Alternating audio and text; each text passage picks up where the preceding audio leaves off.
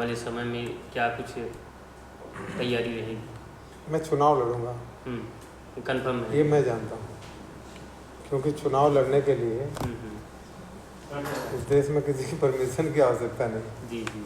हमारा जो प्रजातंत्र, तो चुनाव लड़ूंगा ये निश्चित है। मैं अपनी उस हिसाब से लोगों के बीच में जा रहा हूँ और लोगों की ताकत से।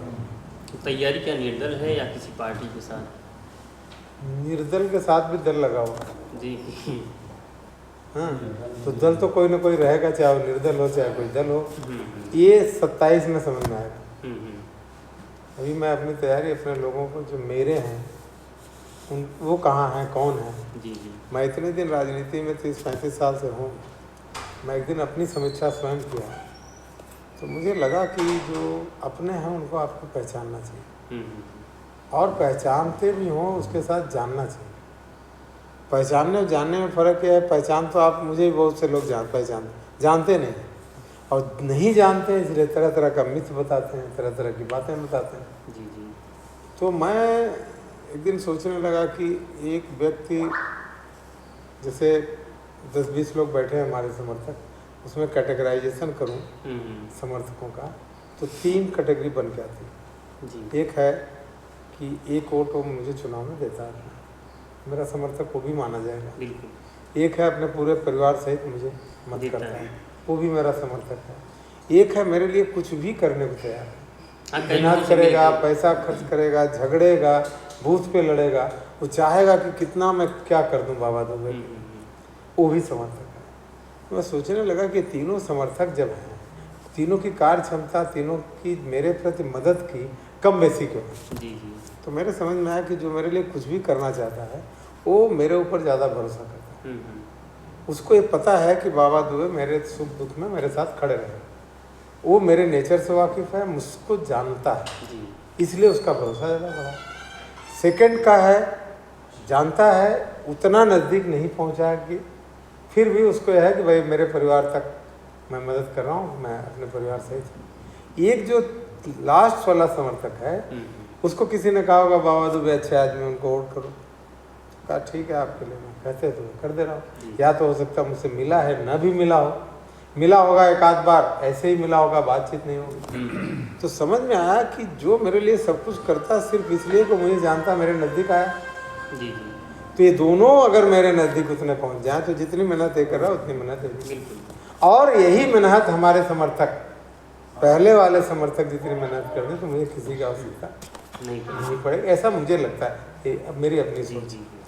तो मैंने सोचा कि मैं अब इस जानने और पहचानने के लिए तो कुछ नहीं, पहचानने के ऐड कर दें, आपके चैनल पे बैठे आपसे बात कर रहे हैं, ये भी आप फैलाओ, बहुत से लोग पहचाने। मैं नहीं जानता, कितने लोग चेहरे से मुझे नहीं जानते, नाम बताते रहे तुरंत पहचानते हैं, लेकिन जानते कितने लोग जी जी। तो जानने का एकमात्र विकल्प है कि मिलना जुलना पड़ेगा। कई बार आप बिना मिले कैसे नहीं होगा। आप अलग अलग मूड, अलग अलग समय में मिलो, आदमी की अच्छाई बुराई तभी आपको पता चलती है। एक बार मिलकर आप जज नहीं कर सकते, और कर भी लोगे तो हो सकता गलत हो। तो मुझे ऐसा लगा कि लोग मुझे जान जाएंगे तो मुझे बहुत मेहनत नहीं करनी पड़ेगी। तो जानने के लिए मिलना जुलना, तो मैंने मिलना जुलना मैंने जन संवाद यात्रा के था मैंने शुरू कर दिया।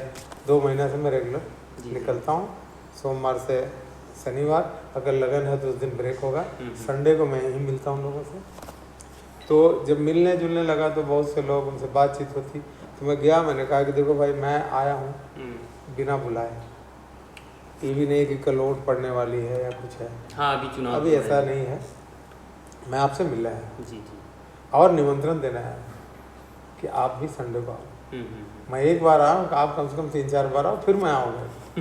एक बार 2 बार एकराएंगे दोहराएंगे तेराते तक अपने लोग निकल के आ जाएंगे जी जी। तो हम जितने परिवार जोड़ पाएंगे, जितने लोगों को जोड़ पाएंगे, उनको एक दिन बुला लेंगे सबको इकट्ठे और पूछ लेंगे बताओ हाँ क्या करना है, क्या करना है। क्योंकि भाई आप कुछ भी, जैसे कि कोई व्यवसाय करता है, आपने कहा मैं व्यवसायी हूँ जी जी जी, तो किसी व्यवसाय को करने के लिए या किसी काम को करने के लिए आपको एक पूंजी की जरूरत होती है अगर व्यवसाय में जाएंगे, और राजनीति करने के लिए वोट की जरूरत होती है। हाँ, जनता का समर्थन रहेगा, जनता का समर्थन होता है, और व्यवसाय करने के लिए पूंजी की जरूरत है। मान लो किसी काम में 10 लाख पूंजी लगेगी, तो मैं पहले ही कर्जा और लोन थोड़ी लेने जाऊँगा, पहले अपना जेबा देख लूँगा कितना है। पता चला जेब में 12 लाख है तो कर्जा नहीं लूँगा, और पता चला नहीं 9 लाख है तो कर्जा लेंगे, पता चला 2 लाख है तो बड़ा कोई महाजन खोजेंगे, छोटा बड़ा खोजेंगे ना कि किससे हमारा काम पूरा हो जाए, कर्जा भी लेना हो तो एक से ही मिल जाए। तो राजनीति में वोट का है, जब हमारा परिवार हम सब एकत्रित बैठेंगे और जो परिवार है वो व्यक्ति है उसके परिवार की जिम्मेदारी है, तो ऑटोमेटिक हम वोट अपनी गिन सकते हैं कि हमारे 25,000 परिवार हैं, इस परिवार में 75-80 हज़ार वोट हैं जिस पे हम भरोसा कर सकते हैं। और हमारे उस मित्र की एक व्यक्ति की जिम्मेदारी उसका परिवार ही है, अगर उसके साथ 10 लोग और जुड़े हों तो जोड़ दो मुझसे, क्योंकि मुझको जब वो जानेगा तो और मेहनत करेगा। 1-2% ऐसा भी होंगे मैं उनके काम का नहीं होता हूँ, मुझसे दूरी बना लें, चलो वो भी कोई बात नहीं, अब पता चल जाएगा, पता चल, लेकिन वो कम से कम जो है क्लियर कट रहेगा। तो फिर वो लोग बताएंगे, मैं पूछूंगा भैया बताओ कि कितना घट रहा है, कि आप अपनी ताकत से लड़ाओगे, नहीं तो कहीं हम उधार कर्जा मांगेंगे तब देख लो। ये मेरी अपनी इच्छा है, हमारे लोग जो डिसीजन लेंगे वो करेंगे। अच्छा, विधानसभा में आप 2 बार 3 बार हारे भी, उसके बाद मतलब क्या आपके मन में ये इच्छा थी कि हम अपने विधानसभा के लिए ये बड़ा कार्य करेंगे जब जीतने के बाद?